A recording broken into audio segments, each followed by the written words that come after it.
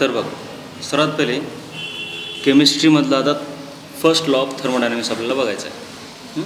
Thermodynamics म्हटलं की internal energy बॉडीची, त्याच्यानंतर वर्क आणि हीट सप्लाईड ह्या गोष्टी सर्व महत्त्वाच्या असतात थर्मोडायनॅमिक्समध्ये. ठीक आहे. मग आता हे असं आहे की समजा एखादी सिस्टीम आहे, मग या सिस्टीमवर काय असते, सहसा आपली सिस्टीम अशी असणार कधी पण केमिस्ट्रीमध्ये, आणि ह्याच्यामध्ये असणार एखादा गॅस, लिक्विड पण असू शकते, काही पण असू शकते, परंतु गॅस सहसा असणार. ते लिक्विड असू शकते, गॅस असू शकते, काही असू शकते. मग कधी पण एखादी, आता सर्व गोष्टी तर माहिती आहेत, एक सिस्टीम असते, सिस्टीमची सुरुवातीची स्टेट असते, तिला स्टेट 1 म्हणतात, ती त्याच्यामधून स्टेट 2मध्ये जातात आणि प्रोसेस असते. आणि ह्या प्रोसेसमध्ये काय होतं आहे, तर आता ह्या सिस्टीमला स्वतःची एक इंटरनल एनर्जी असते. आलं लक्षात? म्हणजे ती कशाने बनलेली असते ते पण तुला सांगितलेलं आहे, की म्हणजे रोटेशनल कायनेटिक एनर्जी वगैरे वगैरे, आणि ते सर्व आहे पण ह्याच्यामध्ये. मग हिची इंटरनल एनर्जी सुरुवातीला U1 असते, तर इथं आल्याच्यानंतर काहीतरी इंटरनल एनर्जी U2 होते. आणि ही प्रोसेस होत असताना एकतर हिला Q एवढी हीट दिली जाते किंवा Q एवढी हीट बाहेर काढली जाते. आलं लक्षात? म्हणजे काहीतरी Q amount of heat transfer होते. जर दिली तर तिला प्लस घेतात आणि काढून घेतली तर तिला मायनस घेत असतात. आलं लक्षात?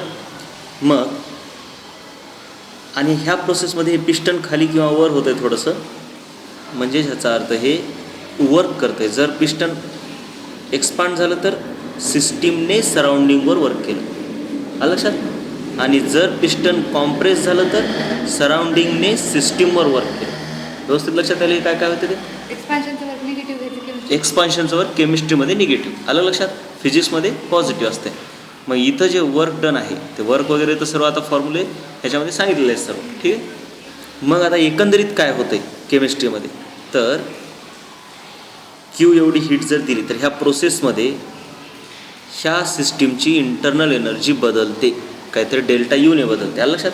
तर ती कोणत्या दोन गोष्टीमुळे बदलू शकते, एक तर अमाऊंट ऑफ हीट ॲडेड त्याच्यामुळे, आणि दुसरं अमाऊंट ऑफ वर्क डन.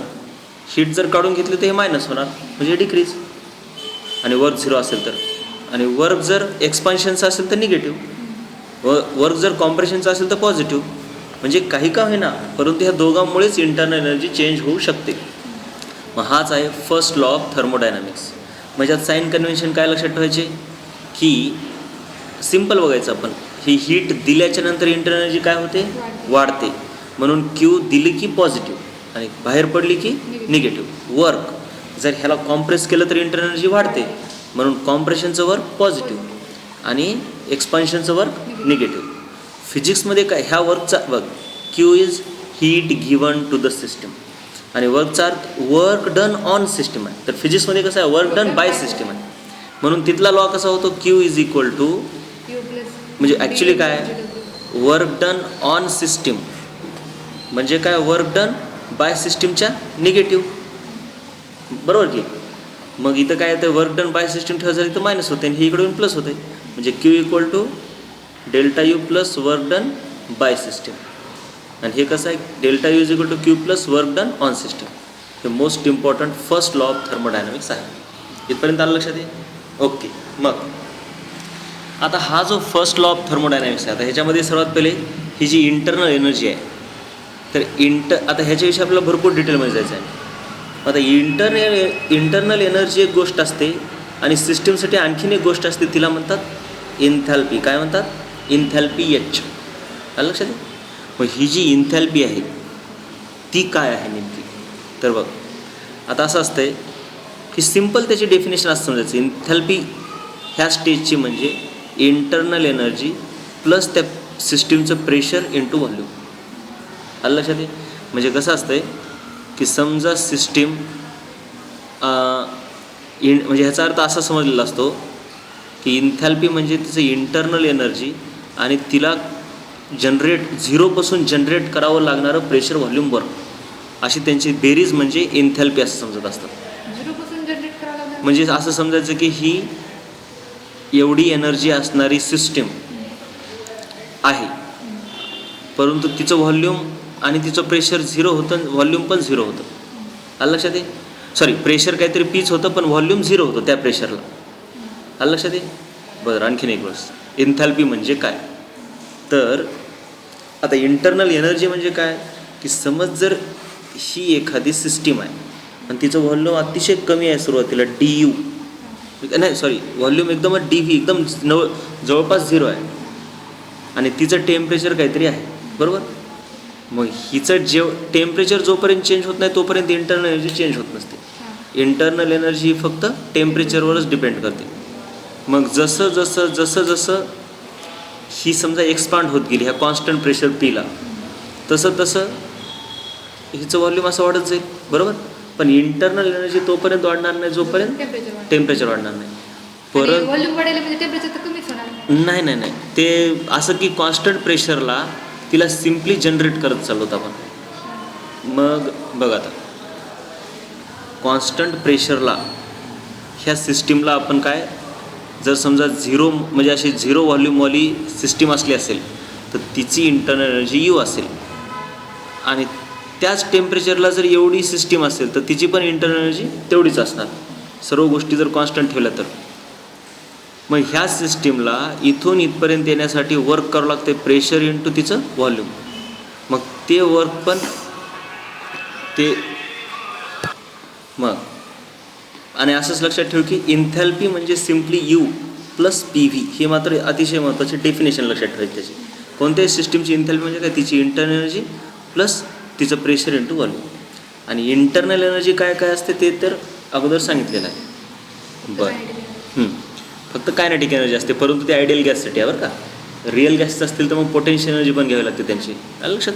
मग आता इंथॅल्पी आणि इंटरनल एनर्जी ह्यांच्यामधलं रिलेशन झालं आहे.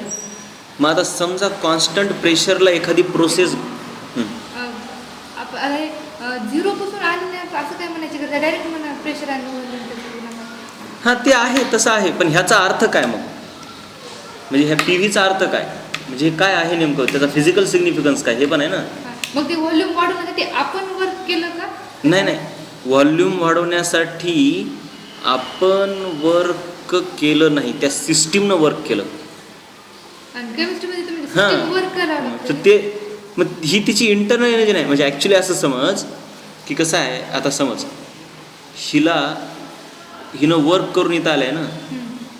मग बघा आता कसं आहे ते, असं समज की हिच्याकडं अगोदर टोटल काहीतरी एनर्जी होती, हिच्याकडे एनर्जी होती काहीतरी 100 जूल, बरोबर.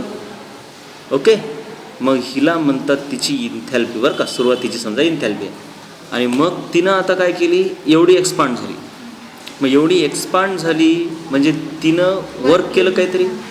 मग वर्क केल्याच्या नंतर आणि सध्या इंटरनल एनर्जी पण काय आहे 100च आहे आणि इंथॅल्पी पण 100च आहे सुरुवातीला, ठीक आहे. मग तिनं एक्सपांड झाली की तिनं समजा 30 जूलचं वर्क केलं, आलं लक्षात. मग एक्सपांड होऊन इतकी झाल्याच्या नंतर 30 जूलचं वर्क केल्यावर तिची इंटरनल एनर्जी काय होणार 70. पण इंथॅल्पीला असं समजतात की तिची म्हणजे आता इंथॅल्पी मात्र तेवढीच समजायची. म्हणजे हे एक असा नवीन कन्सेप्ट आहे इंथॅल्पी की जो तिनं केलेला वर्क पण तिचंच समजतो. म्हणजे पोटेन्शियल एनर्जीसारखा कन्सेप्ट आहे. आता समज एखादी बॉडी असेल, तिची इथं कायनेटिक एनर्जी 100 जूल आहे, बरोबर का. आणि इथं गेल्याच्या नंतर कायनेटिक एनर्जी काहीतरी 50 जूल झाली किंवा 70 जूल झाली.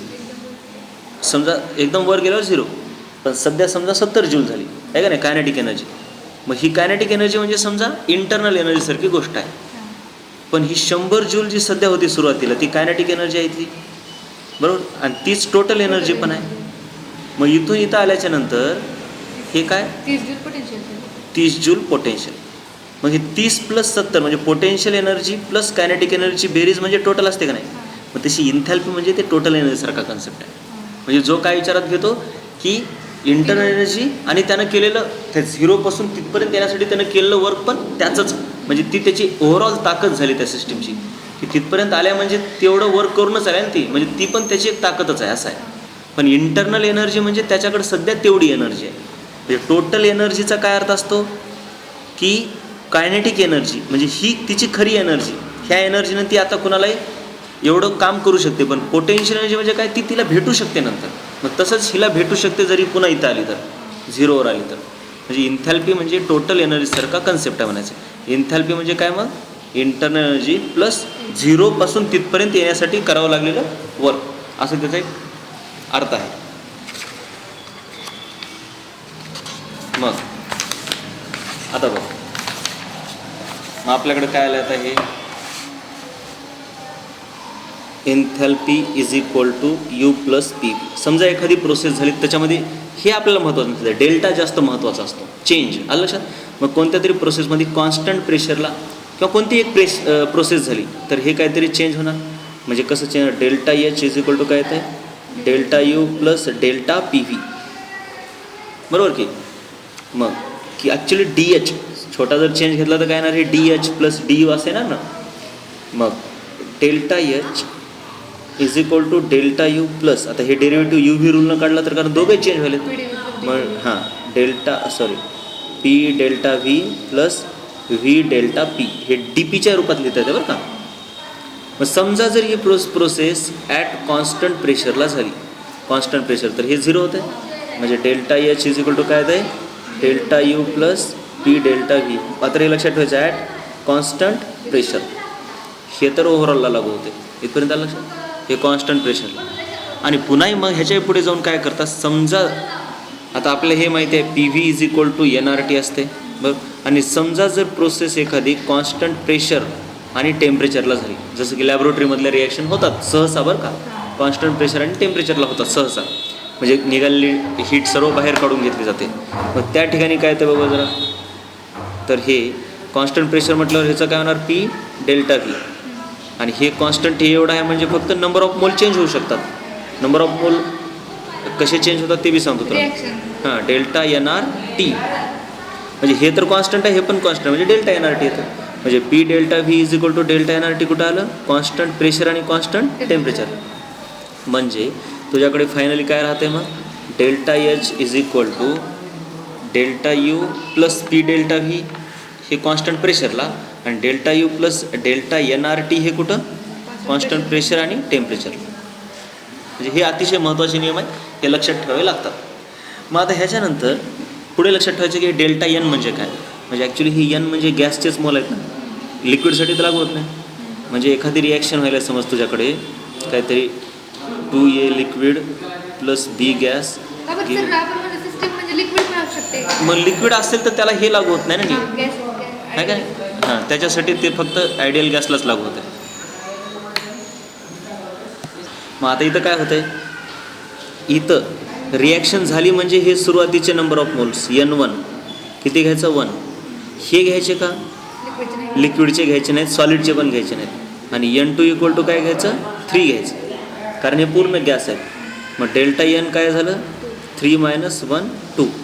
डेल्टा एन पॉझिटिव्ह पण असू शकते आणि निगेटिव्ह पण असू शकते. आलं लक्षात? आहे म्हणजे number of gaseous, change in number of gaseous moles असा आहे त्याचा अर्थ. ठीक आहे, मग इथपर्यंत झालं हे. बरं,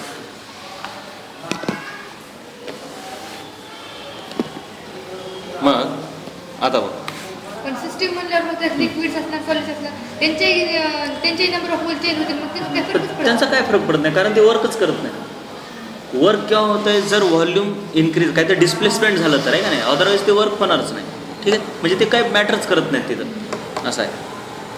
मग आता याच्यानंतर नेक्स्ट आता आपल्याला पुढे जायचं आहे. आता हे first law of thermodynamics, first law of thermodynamics पाठ असला पाहिजे. Delta U is equal to, म्हणजे डेल्टा क्यू किंवा नुसतं क्यू पण म्हणतात त्याला, plus P delta actually W, हे महत्त्वाचं. हे फर्स्ट लॉ ऑफ थर्मोडायनॅमिक्स आहे.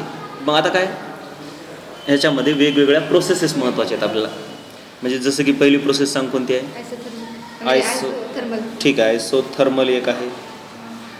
त्याच्यानंतर दुसरी कोणती आहे? आयसोबारिक आहे. आयसोबारिकच्या नंतर आयसोकोरिक एक आहे आणि ॲडियाबॅटिक एक महत्त्वाचे, हे ॲडियाबॅटिक.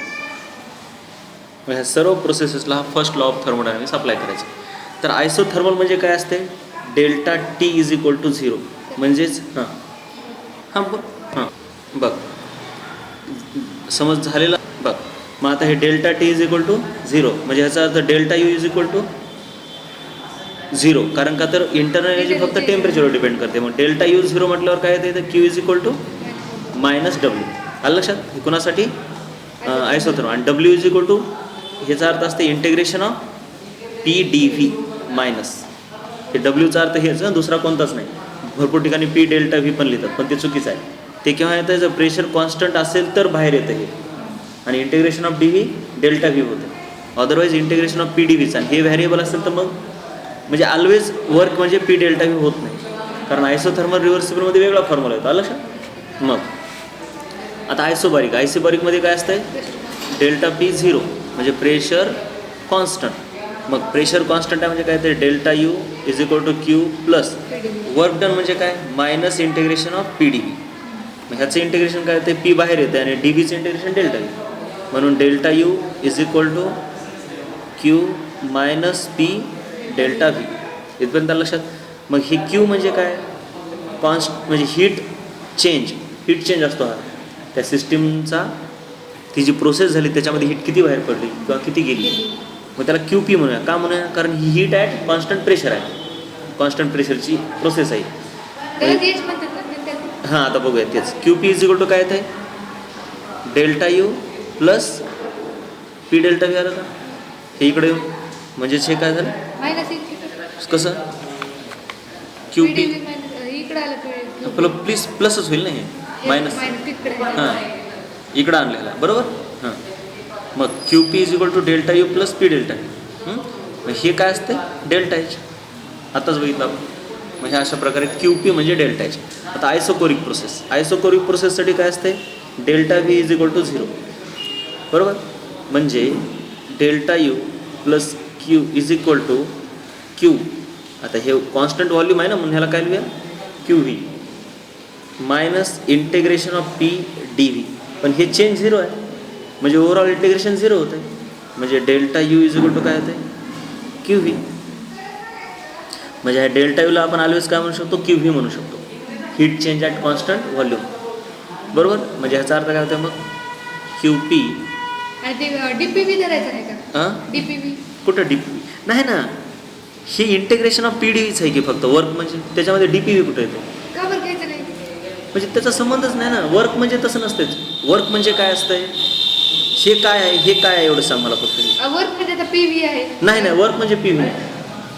ह्या केसमध्ये ज्यावेळेस सिस्टीम झिरोपासून आली झिरोपासून एवढी झाली ना तर तिथं वर्क ॲक्च्युली इन्थॅल्पी म्हणजे काय U plus work done from zero to this volume. म्हणजे व्ही वन ज्यावेळेस झिरो होतं तिथून V two is equal to ज्यावेळेस व्ही झालं तेवढं करण्यासाठी तेवढं एक्सपांड होण्यासाठी करावं लागणारं वर्क म्हणजे काय इन्थॅल्पी. म्हणजे हे वर्क प्लस इंटरनल एनर्जी म्हणजे इन्थॅल्पी. हां मग आता हे वर्क म्हणजे काय असतंय H is equal to U plus integration of P D V. पण हे कॉन्स्टंट प्रेशरच्या अगेन्स्ट इथून इथे एक्सपांड झाले ना. मग कॉन्स्टंट प्रेशरच्या अगेन्स्ट झाले म्हणजे काय ते इंटिग्रेशन पी बाहेर येतं आहे आणि इंटिग्रेशन ऑफ डी व्ही म्हणजे डेल्टा व्ही. पण डेल्टा व्ही म्हणजे काय व्ही मायनस झिरो म्हणजे व्ही येतं आहे. म्हणजे वर्क हे पी व्ही नाहीच. छोट्याशा प्रोसेसमध्ये होणारं वर्क म्हणजे पी डी व्ही आहे आणि टोटल वर्क म्हणजे integration of P D V. मग हे वर्क आहे आलं लक्षात ये. मग हे वर्क झिरो झालं कुठं आयसोकोरिकमध्ये. मग delta U is equal to Q V. मग आता इथं काय येतं Q P is equal to Q V plus P delta V बरोबर. आता हे क्यू व्ही म्हणजे काय माहिती आहे का की ह्याचा अर्थ असा असतो की समजा एखादी प्रोसेस आहे इथं व्हायला आणि कॉन्स्टंट प्रेशरला समजा ही इथून इथपर्यंत एक्सपांड झाली कॉन्स्टंट प्रेशरला क्यू पीचा अर्थ म्हणजे ठीक आहे क्यू व्ही सांगायचं आहे तुला पण क्यू पी म्हणजे आणि क्यू व्ही म्हणजे कसं. आता कॉन्स्टंट प्रेशरला इथून इथपर्यंत एक्सपांड झाली मग त्याच्यासाठी हिला काहीतरी 25 जूल हीट द्यावी लागली असेल. पण कॉन्स्टंट आता आणि त्या केसमध्ये टेम्परेचर काहीतरी 3 डिग्री सेल्सिअसनं वाढलं असेल बरोबर. तर एवढ्याच 3 डिग्री सेल्सिअसनं टेम्परेचर वाढवण्यासाठी कॉन्स्टंट व्हॉल्यूमला किती हीट द्यावी लागली असती तर त्याला म्हणतात क्यू व्ही. म्हणजे ह्या प्रोसेसचं क्यू व्ही म्हणजे काय व्हॉल्यूम कॉन्स्टंट तेवढंच टेम्परेचर वाढवायचं तेवढं आयसोबारिकमध्ये वाढलं. हां किंवा सिम्पल गोष्ट आहे मग त्याचाच अर्थ होतो internal energy change of this process. म्हणजे ह्या प्रोसेसमध्ये काहीतरी क्यू असणार 25 जूल, काहीतरी वर्क असणार 10 जूल एक्सपान्शनचं. 25मधून 10 गेले, डेल्टा यू किती येणार मग? 15 जूल. मग हे 15 जूलचा अर्थ काय की आता ह्याच्यामध्ये टेम्परेचर 3 डिग्री सेल्सिअस वाढलं ना ह्या कॉन्स्टंट प्रेशरमध्ये, तर 15 जूल म्हणजे काय, तर ते एवढी एनर्जी लागली असती ह्या 25च्या ऐवजी 15च लागली असती, जेवढी म्हणजे जर ही प्रोसेस कॉन्स्टंट व्हॉल्यूमला केली असती आणि टेम्परेचर 3 डिग्री सेल्सिअसनंच वाढवलं असतं. तर आलं लक्षात? म्हणजे क्यू व्ही म्हणजे ॲक्च्युली काय, प्रोसेसचा त्या प्रोसेसचा internal energy change, Q V म्हणजे. आलं लक्षात? म्हणजे ही ॲक्च्युली हीट गिवन नाही आहे त्या प्रोसेसची, ह्या प्रोसेसची हीट गिवन तर क्यू पीच आहे ह्या प्रोसेसची. आलं लक्षात? पण क्यू व्हीचा अर्थ काय की कॉन्स्टंट व्हॉल्यूमला किती एनर्जी द्यावी लागली असती. म्हणजे कोणतीही प्रोसेस असली की क्यू व्ही म्हणजे डेल्टा यू. आलं लक्षात? त्या प्रोसेसचा असं लक्षात. मग आता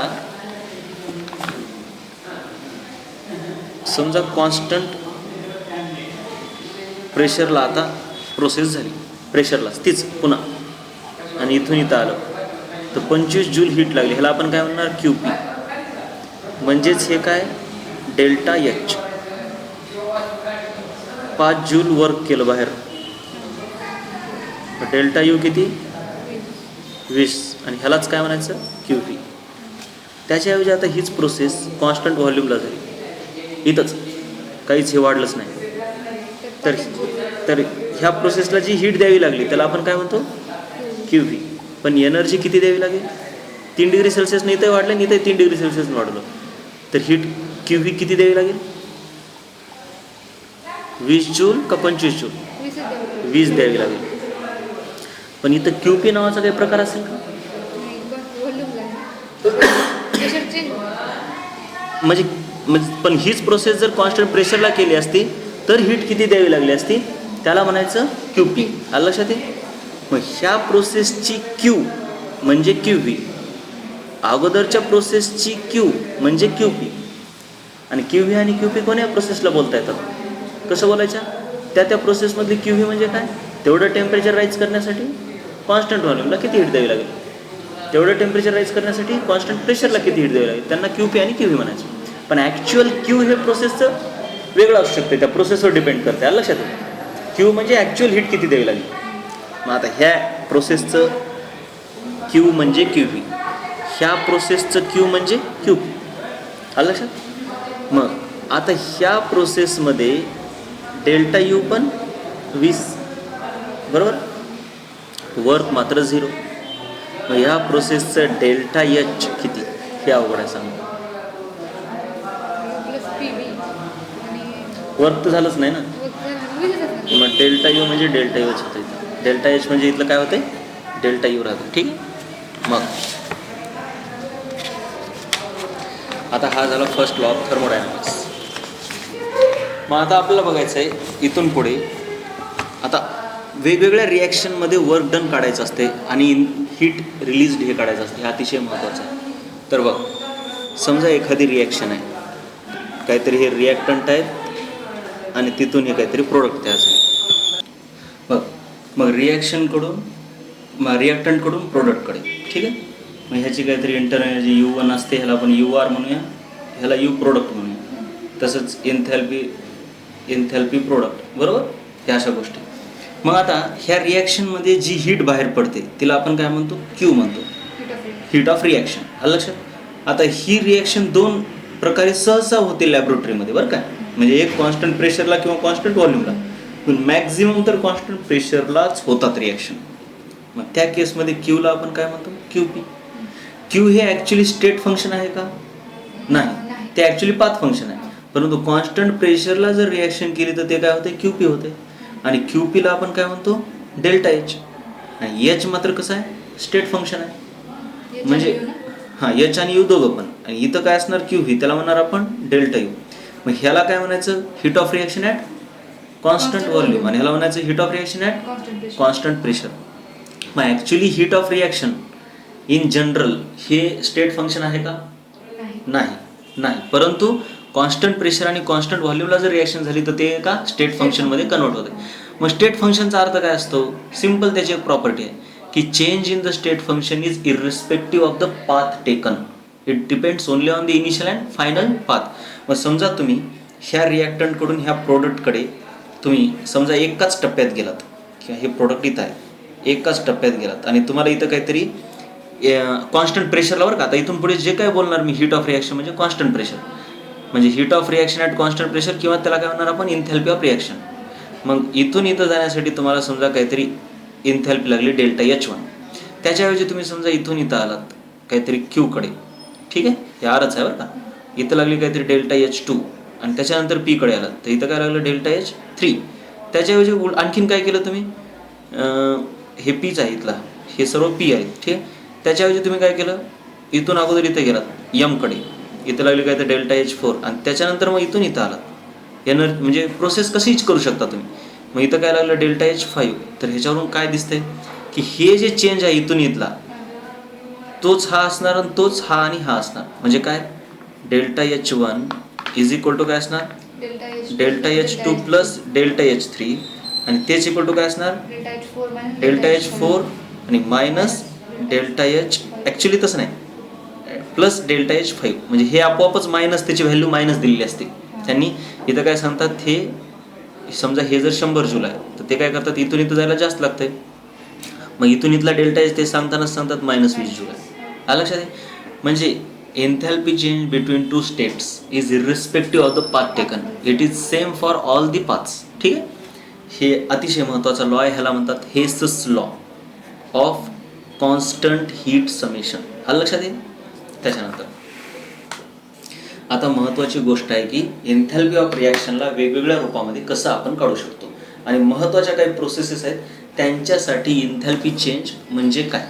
म्हणजे आपल्याला एकूण आता केमिस्ट्रीमधल्या महत्त्वाच्या प्रोसेसेस बघायच्या आणि त्यांच्यासाठी एनर्जी किती लागते त्याला आपण काय नाव देतो. जसं की मेल्टिंगसाठी आपण काय म्हणतो हीट ऑफ फ्युजन म्हणत असतो, आहे का नाही. मग प्रोसेसेस 2 टाईपचे, एक आहेत फिजिकल प्रोसेसेस आणि दुसऱ्या आहेत केमिकल प्रोसेसेस. बरोबर. तर फिजिकल प्रोसेसेसमध्ये येतं आहे मेल्टिंग,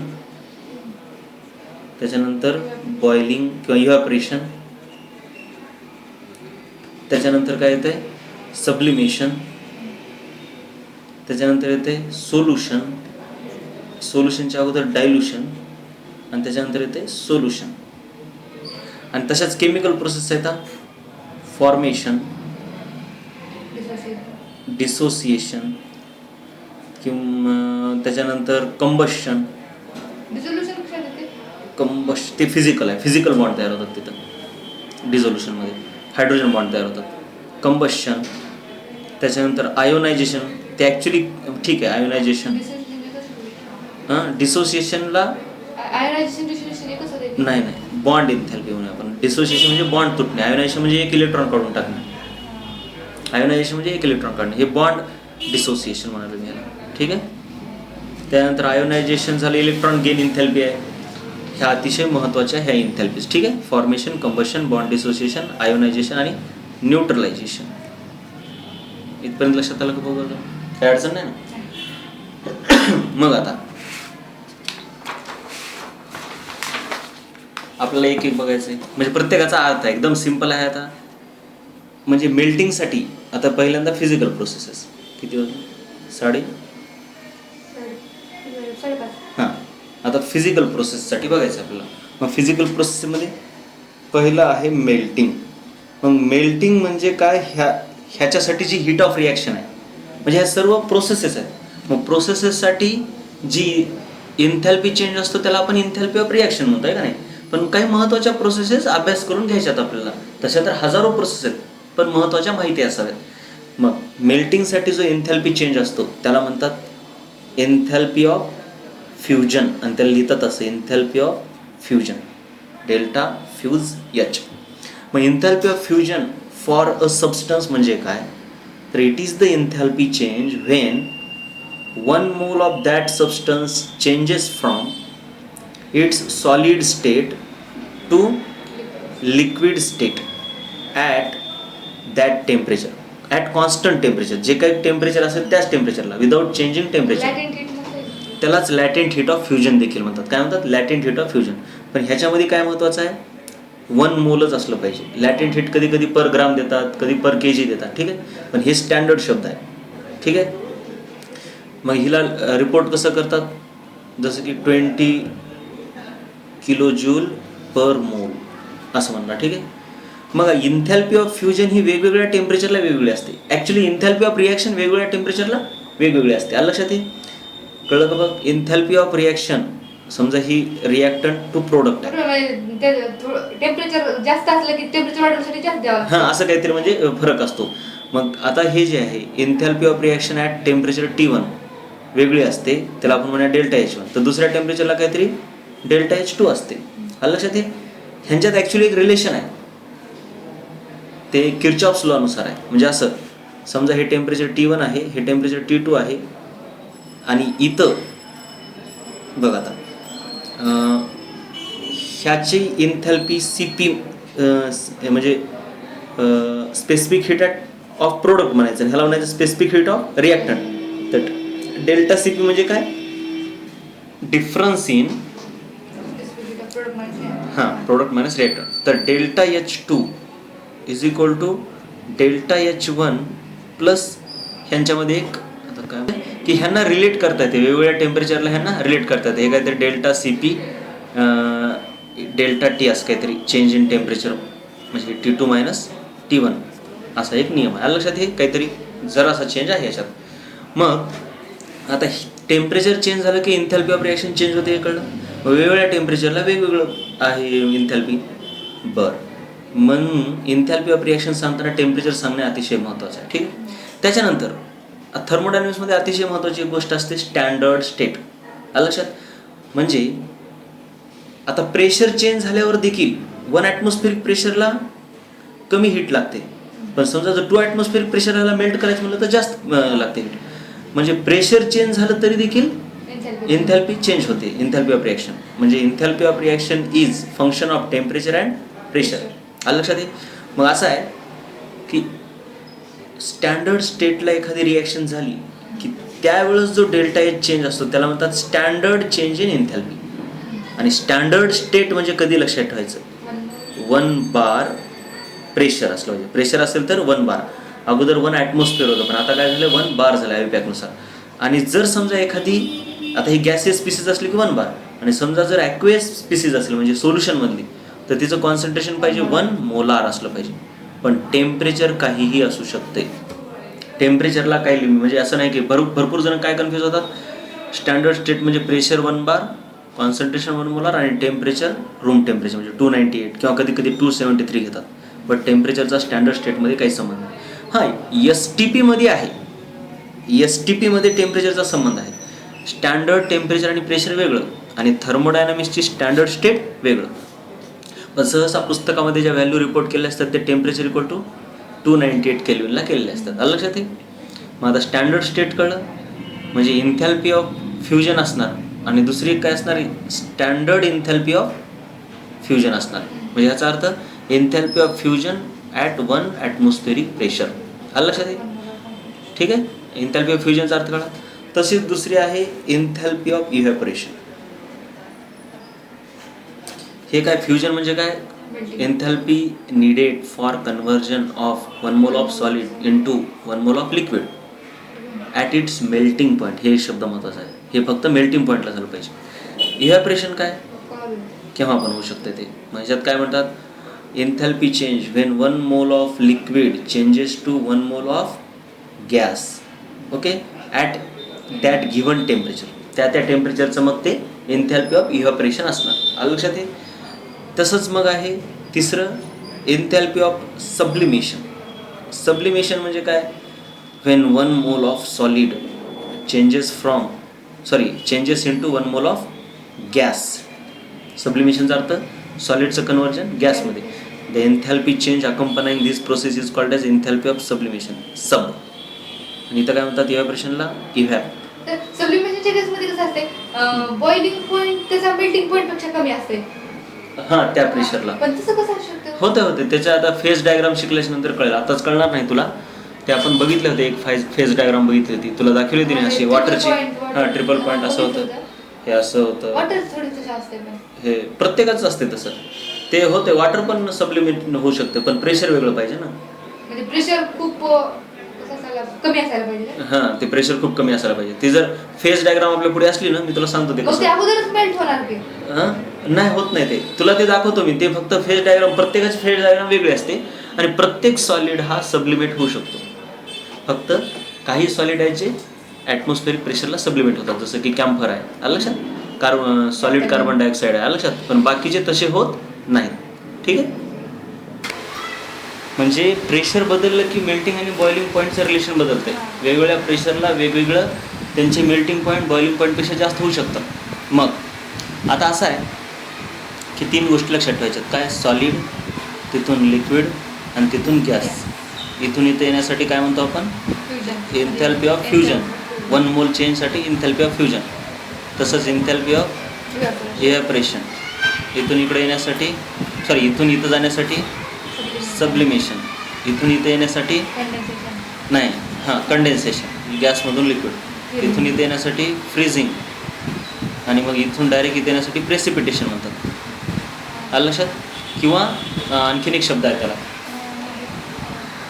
आणखीन एक शब्द आहे तो एक लक्षात ठेवायचा. मग आता आणि ह्यांच्यासाठी जी काही एन्थॅल्पी चेंज होते 1 मोलसाठी, त्यांना त्यांची एन्थॅल्पी म्हणायची. आणि ती स्टँडर्ड स्टेटला जर रिॲक्शन झाली तर ती स्टँडर्ड एन्थॅल्पी चेंज म्हणायचं त्याला, आलं लक्षात आहे. मग आता ह्याच्यानंतर हे एक लक्षात ठेवू शकतेस, सिम्पल गोष्ट आहे. काय लक्षात ठेवू शकतेस? आता हे आपल्याला माहिती आहे, सॉलिडपासून लिक्विडपासून गॅस, ह्याला म्हणायचं एन्थॅल्पी ऑफ काय? फ्युजन. मग एन्थॅल्पी ऑफ फ्युजन आणि एन्थॅल्पी ऑफ फ्रीझिंग सेम. आणि इथून एन्थॅल्पी ऑफ इव्हॅपोरेशन आणि कंडेन्सेशन सेम. आणि इथून इथं जाण्यासाठी एन्थॅल्पी ऑफ सब्लिमेशन. मग enthalpy of sublimation is equal to fusion plus evaporation म्हणता येते, त्या दोघांची बेरीज. ते एक लक्षात ठेवायचं. ठीक आहे. मग आता ह्याच्यानंतर नेक्स्ट आहे आपल्याला महत्त्वाचं, ते म्हणजे सोल्युशन. आणि दुसरं आहे डायल्युशन. आता डायल्युशन आणि सोल्युशनमधला फरक समजून घ्या. तर समजा एखाद्या सबस्टन्सचा 1 मोल आहे, त्याला समजा काहीतरी फायनाईट अमाऊंट ऑफ, कमी म्हणजे काहीतरी 50 मोल वॉटरमध्ये तुम्ही डिझॉल्व केलं. म्हणजे आपण हे काय 1 मोल NaCl घेऊया, तर ह्याला दाखवतात कसं? NaCl.50H2. तर ह्याला काय म्हणतात? डायल्युशन. पण तेच जर 1 मोल NaClला आपण इन्फायनाईट अमाऊंट ऑफ वॉटरमध्ये टाकलं, इन्फायनाईटचा अर्थ भरपूर जास्त, तर ते 50 मोल असं काही नाही, त्याला मग सिम्पली ॲक्वेस असं लिहितात. आणि मग ह्याला कसं दाखवणार? Na प्लस ॲक्वेस आणि Cl मायनस ॲक्वेस, किंवा Na प्लस ॲक्वेस असे दाखवतात. ठीक आहे. NaCl aqueous, Cl minus. Okay.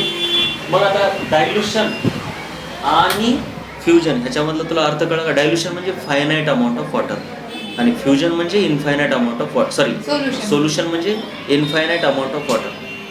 आता ही एन्थॅल्पी ऑफ सोल्युशन जी आहे, आता हे लक्षात घे. मग आता हे लक्षात घे, 1 मोल NaCl आहे आणि ह्याला समजा डायल्यूट केलं आपण 50 मोल वॉटरनं, 50H2. तर हे तयार काय होतं? NaCl.50H2. आणि तेच ह्याला समजा आपण ॲक्वेस वॉटर टाकलं, म्हणजे ॲक्वेस केलं, तर ह्याला आपण काय म्हणणार? NaCl aqueous. आणि ह्याला आपण काय म्हणणार? एन्थॅल्पी ऑफ सोल्युशन म्हणणार. काय म्हणणार? एन्थॅल्पी ऑफ सोल्युशन ऑफ NaCl. आणि ह्याला आपण काय म्हणणार? एन्थॅल्पी of dilution. एन्थॅल्पी of dilution of NaCl. ठीक आहे.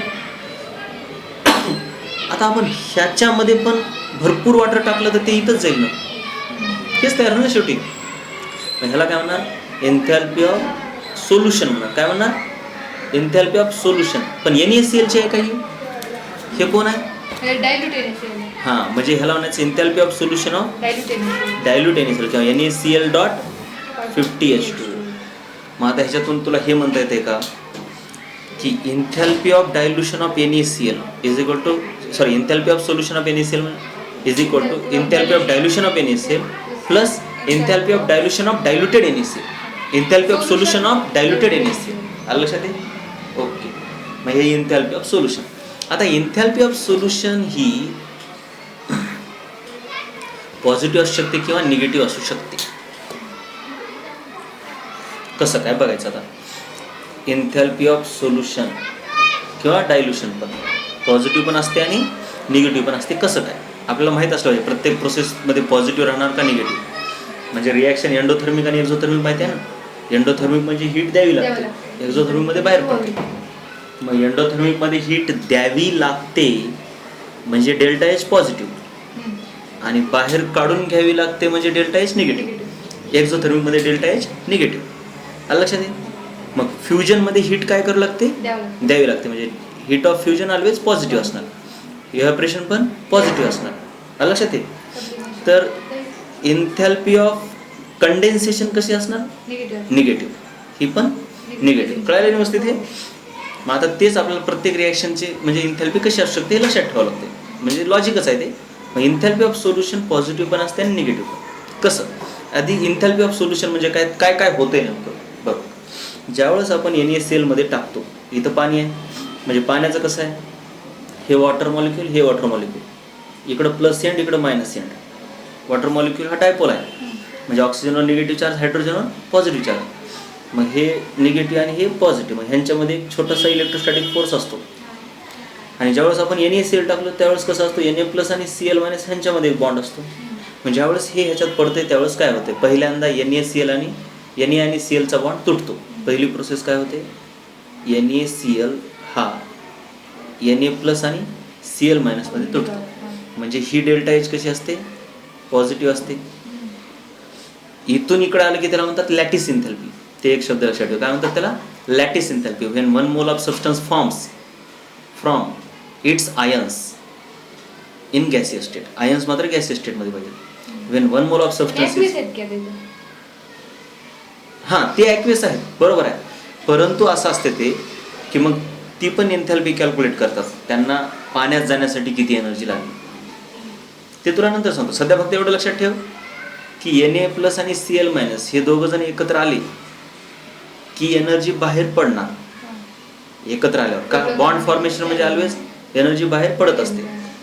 मग त्याच्याऐवजी यांना तोडण्यासाठी एनर्जी द्यावी लागणार. म्हणजे हे लॅटिस एन्थॅल्पीच्या उलट आहे, म्हणून हे पॉझिटिव्ह आहे. ठीक आहे. आणि लॅटिस एन्थॅल्पी निगेटिव्ह असणार. पॉझिटिव्ह कसं सर द्यावं लागले, एंडोथर्मिक पॉझिटिव्ह. हां एंडोथर्मिक आहे पॉझिटिव्ह. मग दुसरी प्रोसेस काय होते, जे H2O मॉलिक्यूल आहेत, पहिला मॉलिक्यूल आणि दुसरा मॉलिक्यूल, त्यांच्यात पण बॉन्ड आहे.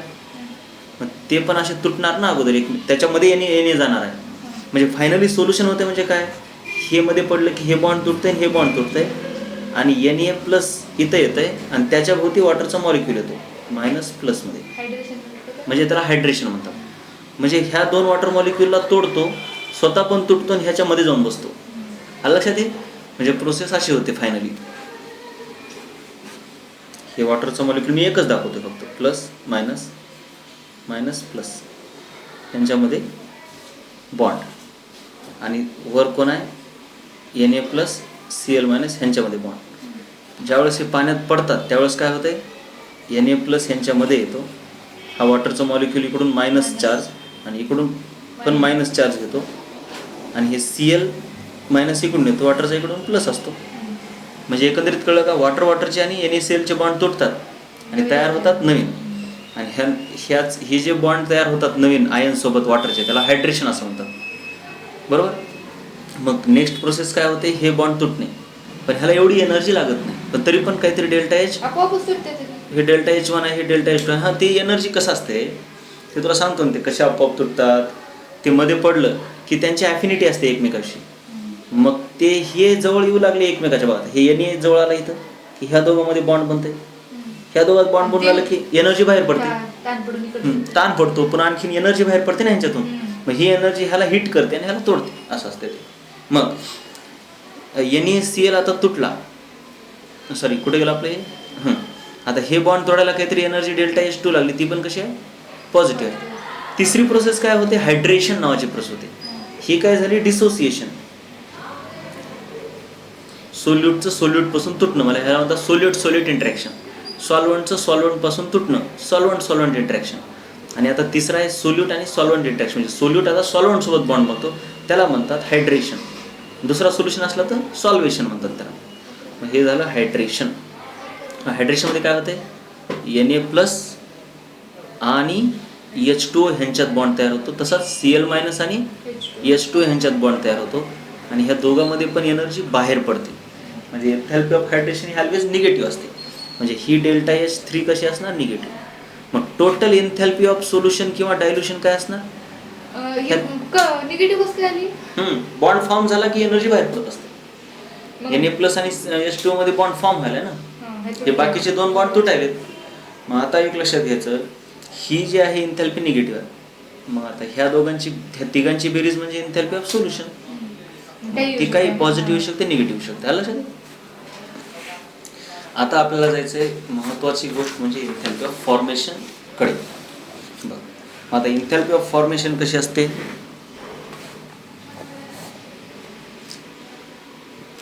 एकदम simple. Enthalpy of formation at any condition is enthalpy change when, म्हणजे enthalpy of formation of any substance, for example H2O. म्हणजे आयन्स पासूनच तयार होणार. नाही, आता ते वेगळं आहे. त्याची डेफिनेशन अशी आहे, it is the enthalpy change when 1 mole of that substance is formed. हे महत्वाचं आहे. कुणाचं 1 मोल? ज्याची एन्थॅल्पी ऑफ फॉर्मेशन काढायची आहे त्याचा 1 mole is formed at that temperature and that pressure from its constituent elements. म्हणजे एलिमेंट्स कोण आहेत? H+ हा त्याचा एलिमेंट नाही. एलिमेंट हा H2 हा एलिमेंट आहे, नुसता H पण एलिमेंट नाही. मग एलिमेंट माहीत असले पाहिजेत. हायड्रोजनसाठी H2, ऑक्सिजनसाठी O2, सल्फरसाठी S, आयर्नसाठी Fe. याला लक्षात येईल. त्याच्यानंतर पुन्हा आणखीन कार्बनसाठी कार्बन, आणि त्यात पण तो जास्त स्टेबल कोण आहे तो घ्यावा लागतो, ग्राफाईट. कार्बनचा ग्राफाईट घ्यावा लागतो. आलं लक्षात? मग H2 + O2, पण ही बॅलन्स पण असली पाहिजे. मग बॅलन्स करताना इथं 2 ऑक्सिजन आहेत म्हणून इथं 2 करण्यासाठी इथं 2 लिहायचं का? नाही, ह्यालाच हाफ करायचं. कारण ह्याचं किती पाहिजे? 1 मोल पाहिजे. हे महत्वाचं. आलं लक्षात? मग ह्या टेम्परेचरला आणि ह्या प्रेशरला हे पण त्या प्रेशरला आणि हे पण त्या टेम्परेचरला त्या प्रेशरलाच पाहिजे. ठीक आहे? प्रोडक्टचा 1 मोल, म्हणजे जो फॉर्म व्हायला त्याचा 1 मोल. दुसरं ह्याच्यासोबत दुसरं कोणी फॉर्म झालं नाही पाहिजे. म्हणजे जसं की तुम्ही समजा असं करचाल, नसते ना, मग ती एक इमॅजिनरीच रिॲक्शन आहे. त्यांचे युजेस काय ते तुला पुढे कळेल. ते जस्ट एक इमॅजिनरी रिॲक्शन आहे, त्यांच्या नंतर फायदे होतात. जसं की आपल्याला भरपूर गोष्टी असतात, ते म्हणजे sin 2 θ cos 2 θ चे काय काम आहेत असं वाटतंय, कुठं आपण दररोज वापरतो, पण ते नंतर कळतंय, डेरिवेशनमध्ये लागत असतात. एक लॉजिकल आपल्याला गोष्टींची माहिती होण्यासाठी, अंदाज येण्यासाठी ह्या गोष्टी खूप फायद्याच्या असतात. एखाद्या सबस्टन्सची एन्थॅल्पी ऑफ फॉर्मेशन खूप निगेटिव्ह आहे म्हणजे तो सबस्टन्स खूप जास्त स्टेबल आहे असं असतं त्याचा अर्थ. म्हणजे अशा भरपूर गोष्टी आहेत. सध्या फक्त असं म्हणून ते स्टेबल व्हायला खूप असं. मग आता हे H2+ हा फोटो घेऊच H2. मग ह्याला सोबत दुसरा कोणी तयार झाला नाही पाहिजे. ह्याचा 1 मोलच असला पाहिजे. ह्यांचे कितीही मोल असू शकतात, पण हे एलिमेंटच असले पाहिजेत. हे ॲटॉमिक स्टेटमध्ये घ्यायची गरज नाही. हां, आता समजा आयर्न असेल तर तो ॲटॉमिक स्टेटमध्येच असतो, परंतु ह्याला म्हणजे ज्याची एलिमेंटल स्टेटस घ्यावी लागेल. ठीक? त्याच्यानंतर म्हणजे तुम्ही ही रिॲक्शन एन्थॅल्पी ऑफ फॉर्मेशन म्हणू शकत नाही. H2O + CO2, H2 + काहीतरी C+O2 असलं करून ही रिॲक्शन चालणार नाही. आलं लक्षात? तो एकटाच तयार झाला पाहिजे. मग हे वेगवेगळ्या सबस्टन्सेसची एन्थॅल्पी ऑफ फॉर्मेशन C2H5OH. तर कार्बन घ्यायचा, 2 कार्बन ग्राफाईट. काय घ्यायचा? ग्राफाईट + 5 नाही 6 आहेत ना एकूण, म्हणून 3H2. एकूण हायड्रोजन किती आहेत? 6. आणि प्लस ऑक्सिजन किती घ्यायचे? ½ O2. ठीक आहे? मग आता स्टँडर्ड एन्थॅल्पी ऑफ फॉर्मेशन काय? तर स्टँडर्ड कंडिशनला झालेली एन्थॅल्पी चेंज म्हणजे स्टँडर्ड एन्थॅल्पी ऑफ फॉर्मेशन, म्हणजे प्रेशर = 1 ॲटमॉस्फिअर. ठीक आहे? मग त्या स्टेटला माहीत असलं पाहिजे की त्या 1 ॲटमॉस्फिअरला